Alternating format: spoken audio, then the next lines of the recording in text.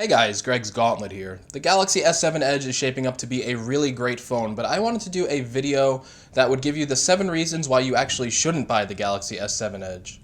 The first reason you shouldn't buy this phone is because of the fingerprints. This phone has a glass-to-glass display, meaning it has glass on the front and on the back of the display. So that means it's going to smudge up like crazy. The black model here shows fingerprints a lot, and it's not even the worst model to get. The gold model actually shows fingerprints the worst. Now, this is a very easy problem to fix. You can either get a case or you can get a skin for your phone, but if you're like me and you like your phones without cases or skins, the Galaxy S7 Edge just might not be the phone for you. The second reason you might not want to get the Galaxy S7 Edge is because typing on it and holding it in general can be a bit of a pain. The phone has no side bezel, so that means when you go to grip it, sometimes you'll mispress keys. And when you're typing, your palms will often rub up against the side, creating a lot of misclicks. Another problem I ran into is my palm would just constantly hit the back button. It's just the way the phone's designed. When I try to stretch out my thumb to get to a larger portion of the screen, oftentimes my palm would hit the back button and then I would be backed out of whatever I was doing. It's just something that Samsung has with their design. They don't actually have virtual buttons. They have these very sensitive touch buttons on the side of their phones, and it's very easy to rub up against them and hit them. The third reason why you might not want to get this phone is because of the bloatware. My phone came preloaded with tons of carrier apps. I have AT&T, and there were just tons of apps that I would never use, including apps for DirecTV, a service I don't even have. Another problem I ran into is that Samsung actually loads their own apps onto here as well. And while that's not a huge issue, it does create a lot of duplicate applications, which can be confusing for the user. For example, there's duplicate email apps, internet browsing apps, messaging apps, 2 stores, and even 2 separate payment apps with Samsung Pay and Android Pay. This could be really confusing to a new consumer, and it doesn't feel like a premium experience you should have when you're getting your phone. There's just a lot of needless apps in here, and as a user, you have to take your time to go through them and get rid of them.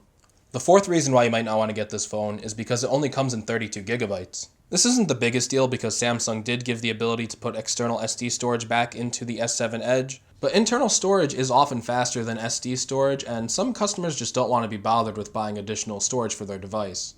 It would have been nice to see Samsung offer a 64 or 128 gigabyte option along with the S7 Edge, but you can only get it in a 32 gigabyte, and the operating system already eats into a huge chunk of that data, so it really would have been nice to see Samsung give some more options here.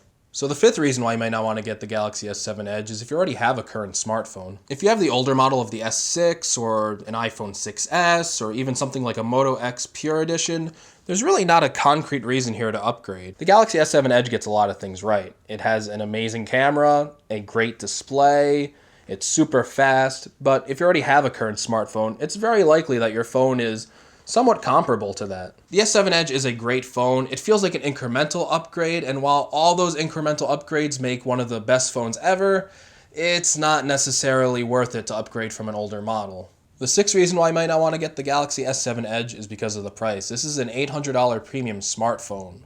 So if you don't care about an edge-to-edge screen and you're a little bit price conscious, I'd actually recommend getting the Galaxy S7 instead because you're going to get the same specs for $100 less. And the seventh reason you shouldn't get the Galaxy S7 Edge is because of the Edge.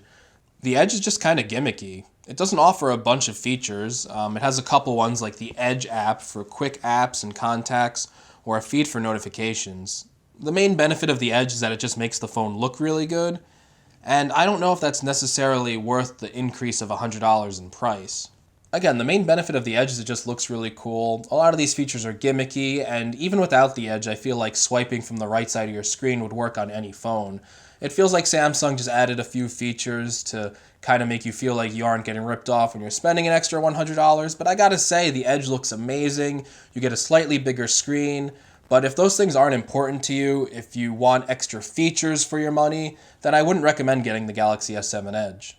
Alright guys, if these reasons feel kind of nitpicky to you, that's because they are. These are really the only faults I could find with the phone, and they're not huge at all.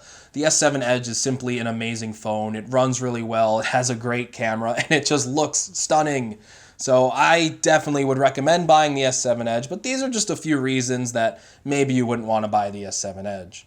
Hey guys, thanks for watching this video. If you liked it, make sure you give it a like. Let me know what you think about the Galaxy S7 Edge in the comments below. And I'm going to be doing the 7 reasons why you should buy the Galaxy S7 Edge, as well as a full review later, so make sure you subscribe for that, and I will catch you in the next one.